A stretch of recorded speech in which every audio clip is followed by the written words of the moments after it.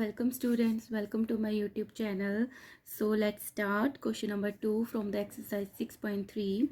So they are asking that to find the values of the unknown x and the y in the following diagrams. कुछ diagrams दिए गए हैं जिसमें x और y जो है वो अननोन एंगल्स हैं, उनकी वैल्यू आपको फाइंड करनी है. ठीक है, तो ये एक्सरसाइज स्टार्ट करने से पहले मैं आपको कुछ समझा देती हूँ. सी स्टूडेंट्स, एक प्रॉपर्टी होती है ट्राइंगल की. जैसे ये ट्राइंगल मैंने ड्रॉ किया है, ठीक है, दिस इज़ अ ट्राइंगल. और अगर मैं इसकी एक साइड को आगे बढ़ा देती हूँ, ठीक है, तो क्या है, ये जो इसके ट्राइंगल्स हैं, ट्राइंगल के जो एंगल्स हैं, ये अंदर वाले एंगल्स हैं. लाइक मैंने इसको नाम दे दिया 1, 2 एंड 3. तो 1, 2, 3 क्या है, इंटीरियर एंगल्स हैं ट्राइंगल के, जो कि ट्राइंगल के अंदर हैं. ठीक है, ट्राइंगल के अंदर बने हुए हैं. और क्या है, और इन तीनों एंगल्स का सम क्या है, angle 1 plus angle 2 plus angle 3 is equal to 180 degree. ये फिक्स होता है, राइट. अब क्या है, जब मैंने इसको एक साइड को आगे बढ़ा दिया तो एक एक्सटर्नल एंगल बना ना ये. अगर मैंने इसको 4 नाम दे दिया तो ये 4 क्या है, एक्सटीरियर एंगल ऑफ ट्राइंगल. अगर ए बी सी है तो ए बी सी. ठीक है, अब एक प्रॉपर्टी है जो आपको अच्छे से समझनी है. किसी ट्रायंगल का अगर कोई एक्सटीरियर एंगल दिया गया है जो कि ये 4 है, तो जो एंगल 4 होगा वो किसके बराबर होगा. देखो 4 के साथ वाला एंगल क्या है, इंटीरियर 3. तो उसको छोड़कर बाकी के जो एंगल्स हैं ना, उनके सम के इक्वल होगा. So exterior angle is equal to sum of the opposite interior angle. So angle 4 किसके इक्वल होगा, एंगल 1 प्लस एंगल 2. सो इस प्रॉपर्टी का आपको यूज़ करना है कि अगर आपको कोई भी, देखो यहाँ पे भी हो सकता है कि आपको एंगल दिया गया हो 5, तो 5 किसके इक्वल हो गया, 1 तो इसके साथ वाला हो गया, इसके ऑपोजिट कौन सा हो गया, 2 एंड 3. सो एंगल 5 किसके इक्वल होगा, एंगल 2 प्लस एंगल 3. सो इस प्रॉपर्टी का आपको एक्सरसाइज में यूज़ करना है, बाकी आपके सारे सम सॉल्व हो जाएंगे. ठीक है, सो हम सबसे पहले स्टार्ट करते हैं क्वेश्चन नंबर 1. सो सी स्टूडेंट्स, देखो इसमें क्या दिया गया है, एक ट्राइंगल है और एक एक्सटीरियर एंगल गिवन है. और इंटीरियर एंगल में एक 50 डिग्री का एक गिवन है. ठीक है, और X and Y, it means ये दोनों एंगल्स जो है ना, ये डिफरेंट है. ठीक है, और दिस इज़ अ 120 डिग्री. तो इसमें क्या होगा कि जो एक्सटीरियर एंगल है वो किसके बराबर है, अपोजिट इंटीरियर एंगल्स के बराबर होगा. सो क्या लिखेंगे सबसे पहले कि exterior angle is equal to the sum of the opposite interior angles. तो इससे क्या हो गया, फिर क्या इक्वेशन बनेगी, सी, तो जो 120 डिग्री होगा, देयरफॉर 120 डिग्री किसके इक्वल हो जाएगा, x प्लस 50. ये इक्वेशन बन गई. अब इसको हम इस तरीके से अगर उल्टा लिख दें, क्योंकि हमें x की वैल्यू फाइंड करनी है, तो हम ऐसे लिख देंगे ना, जस्ट हमने इसको इधर कर दिया, उसको इधर कर दिया, तो क्या हो जाएगा, 120 डिग्री के इक्वल हो गया. सो हमें x की वैल्यू फाइंड करनी है. x किसके बराबर हो जाएगा, 120 डिग्री, 50 इधर चला जाएगा, माइनस का हो गया. सो x क्या हो गया, हमारी वैल्यू आ गई 70 डिग्री. तो हमने x की वैल्यू तो फाइंड कर ली. अब हमें फाइंड करनी है y की वैल्यू फाइंड करनी है. ठीक है, y की वैल्यू कैसे फाइंड करेंगे, देखो x आ गया अब हमारे पास 70 डिग्री. सो इस ट्राइंगल के अंदर 50 हमें पता चल गया, 70 हमें पता चल गया, इसकी वैल्यू हमें फाइंड करनी है. सो हम कैसे लिखेंगे कि इन तीनों का जो सम होता है वो किसके बराबर होता है, 180 डिग्री के बराबर होता है. So sum of all angles of triangle is equal to 180 degree. therefore 50 degree plus 70 degree, और y हमें फाइंड करना है, y किसके इक्वल होगा, 180 डिग्री के इक्वल होगा. 70 और 50 कितने होते हैं, 120 degree plus y is equal to 180 degree. Okay student, अब देखिए, अब क्या है, हमें y की वैल्यू फाइंड करनी है, तो हम 120 को उधर ले जाएंगे, तो 120 डिग्री, सॉरी 180 डिग्री और 120 को उधर ले जाएंगे, तो ये हो जाएगा माइनस का 120. सो जब हम इसको सॉल्व करेंगे तो आएगा 180 में से करा तो 60 डिग्री. सो एक्स की वैल्यू आ गई हमारे पास 70 डिग्री और वाई की वैल्यू आ गई हमारे पास 60 डिग्री। ठीक है, समझ आ गया आपको। पहले हमने एक्सटीरियर एंगल को रखा इन दोनों के इक्वल, एक्स की वैल्यू फाइंड कर ली, फिर हम एक्स की वैल्यू आ गई तो ट्रायंगल के दो एंगल्स की वैल्यू होगी, फिर हम थर्ड एंगल की वैल्यू फाइंड कर लिया हमने। ठीक है स्टूडेंट, अब हम करते हैं क्वेश्चन नंबर 2 पार्ट 2। सो इसमें क्या ये दिया है, एक ट्राइंगल दिया है तो जिसकी दो साइड्स को आगे बढ़ा दिया। ठीक है, और इस तरीके से एंगल बने हुए हैं। सो सी स्टूडेंट्स, आपको समझ में आ रहा है कि जब हमने किया था कि जब टू लाइंस आपस में एक दूसरे को इंटरसेक्ट करती हैं, कट करती हैं, तो 4 एंगल्स बनते हैं, 1 2 3 4। तो आमने सामने के जो दो एंगल्स बनते हैं वो आपस में इक्वल होते हैं, या तो ये दोनों या ये दोनों इक्वल होंगे। क्यों होंगे? क्योंकि ये क्या है, वर्टिकली अपोजिट एंगल्स है। ठीक है, तो आप देख रहे हो यहाँ पे भी क्या बन रहा है, एक क्रॉस बन रहा है। तो ये जो y होगा वो किसके इक्वल होगा, 80 डिग्री के। और हम क्या रीजन लिखेंगे, vertically opposite angles. So starting में क्या लिखेंगे, जो y है वो किसके इक्वल होगा, 80 डिग्री के। रीजन आपको लिखना है फ्रेंड्स हमेशा, वर्टिकली अपोजिट एंगल्स। ठीक है, अब y हमारे पास आ गया 80 डिग्री। अब ये 50 है, ये 80 है, x हम फाइंड कर लेंगे क्योंकि तीनों एंगल्स का जो सम होगा वो 180 की डिग्री के बराबर होगा। अब लिखेंगे sum of all angles of triangle are 180 degree. So 50 degree plus 80 degree plus x is equal to 180 degree. So 50 प्लस 80 कितना हो गया, it will become 130 degree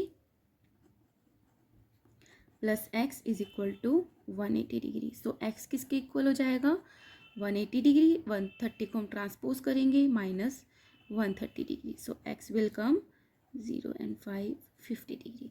so y हमारा आ गया 80 डिग्री और x हमारा आ गया 50 डिग्री। ओके स्टूडेंट्स, स्टार्ट करते हैं क्वेश्चन नंबर 1 पार्ट 3।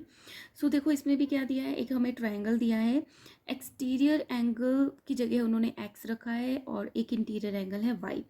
तो हमें क्या समझ में आता है कि जो सम होता है ना ट्रायंगल तीनों का, वो किसके इक्वल होता है, 180 डिग्री के आता है। हम दो तरीके से कर सकते हैं कि इन दोनों को ऐड करके इंटीरियर एंगल्स को एक्सटीरियर एंगल बता दें और फिर ये दोनों को लीनियर पेयर बता दें क्योंकि ये दोनों एक लाइन पे लाई कर रहे हैं। ठीक है, तो कैसे भी आप सॉल्व कर सकते हो, इन तीनों में से इन तीनों को ऐड करके आप y की वैल्यू निकाल के इसको लीनियर पेयर कर सकते हो। ठीक है, तो हम स्टार्ट करते हैं कि पहले ऐसे करते हैं, the sum of all the angles of the triangle is 180 degree. Sum of all angles of triangle is 180 degree. So 50 degree plus 60 degree plus y is equal to 180 degree. 60 degree and 50 degree is equal to 110 plus y is equal to 180 degree. So y क्या आएगा, 180 degree में से हम ये minus कर देंगे, इधर plus है लेफ्ट हैंड साइड में तो राइट हैंड साइड जाके माइनस का हो जाएगा 110। तो y की वैल्यू क्या मिल जाएगी हमको, 70 डिग्री। सी, अब ये आ गई हमारे पास वैल्यू 70 डिग्री। अब आप देख रहे हो स्टूडेंट, जो x एंड y है वो एक लाइन पे लाई कर रहे हैं, तो इट मीन्स ये दोनों आपस में क्या बना रहे हैं, लीनियर पेयर बना रहे हैं। और जो लीनियर पेयर होते हैं उनका दोनों का सम क्या होता है, 180 डिग्री। ठीक है, तो हम क्या लिखेंगे कि जो x है प्लस y है वो इज इक्वल टू है 180 डिग्री के। Reason, linear pair. So x की वैल्यू हमें फाइंड करनी है, y की वैल्यू हमें मिल गई है, that is 70 degree is equal to 180 degree. So x क्या आएगा, 180 डिग्री, और इस 70 को हम राइट हैंड साइड ट्रांसपोज कर देंगे तो वो क्या हो जाएगा, negative 70 degree. So x is equal to 110 degree. ठीक है स्टूडेंट्स, इस तरीके से आपको ये फाइंड करना है। To the question number 4 part 4 question number 1। So see देखो इसमें भी एक ट्राइंगल दिया है और इसमें दो साइड्स को आगे बढ़ा के एक एंगल बना दिया है 60। सो हमें ये भी समझ में आ रहा है, देखो स्टूडेंट, जहाँ पे भी क्रॉस हो ना तो इट मीन्स आमने सामने के एंगल्स इक्वल होंगे। और वो क्यों होंगे, क्योंकि वो क्या बनाते हैं, वर्टिकली अपोजिट एंगल्स बनाते हैं। तो ये 60 है तो ये x क्या हो जाएगा, हमारा 60 हो जाएगा। Reason, vertically opposite angle. और जब भी हमारा 60 निकल गया तो एंगल सम प्रॉपर्टी को हम ऐड करके कि इज इक्वल टू 180 के करके हम एंगल वाई की वैल्यू फाइंड कर लेंगे. सो लिखते हैं हम that x is equal to 60 degree. क्यों आएगा x is equal to 60 degree? क्योंकि ये क्या है, वर्टिकली अपोजिट एंगल्स.